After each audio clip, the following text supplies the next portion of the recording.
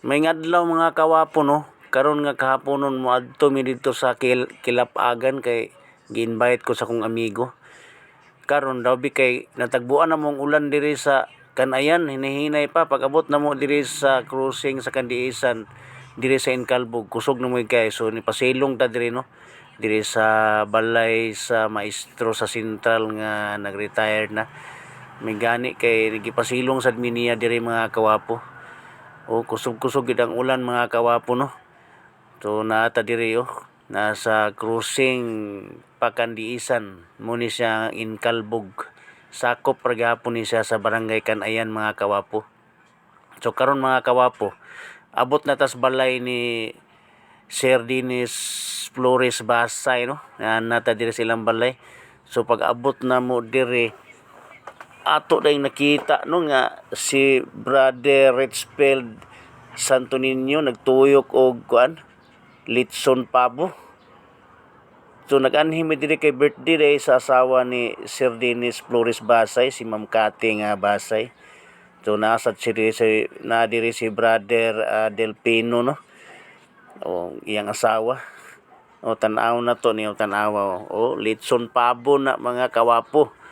Pero pakaw ra ang gilitson nila sa pabo mga kawapo. Na pula-pula manggihapon ang pabo mga kawapo bisan og pakaw ra ilahang gisugnod. So dito sila sa gawas primero, dabi kay nag-ulan man so balhin sila diri sa sulod.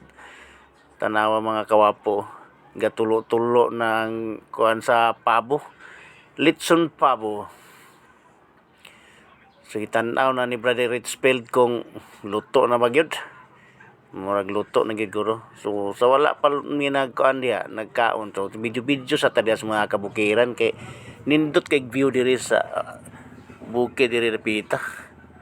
Daghan kay mga manok si Sir Dennis diri Tumo ni ang handa diri sa birthday mga kawapo, litson pabo, kalderita. Na aday papait. Sa abot na dayon si Pastor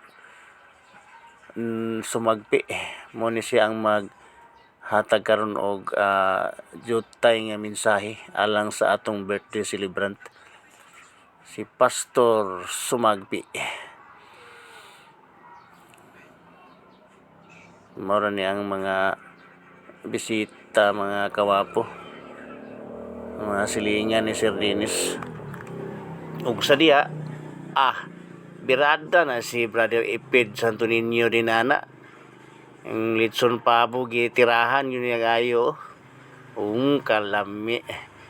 Pertik kanindo tan-aw ni Brother Ipid magkaon og litson pabo. Enjoy kay siya mga kawapo. Ting lamia sa litson pabo diha. Kaon pa niyang panakot mga kawapo. Mugin akong ganahan ani ni Brother Ipid kay abtik kayo. Ug kamo mga kawapo makatilaw sa litson pabo makaingon gid mo nga lamia oy.